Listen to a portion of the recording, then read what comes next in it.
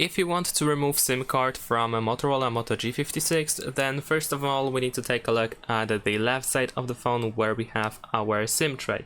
Now, in addition to that, we need to prepare the eject tool that of course comes with the phone. We can find it inside the box and put it into this hole over here right next to the SIM tray. Once you put it in, you want to use a little bit of force in order to make the SIM tray pop out.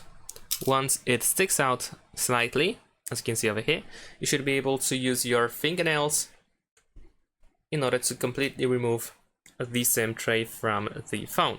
And of course, in order to remove the SIM card, we can just push it from the bottom like this, because we have it visible here.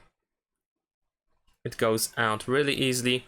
And now we need to put it back into the phone, I mean the SIM tray. So keep in mind that this is the front side. Over here we can read that this is the side up, which means that it goes like this.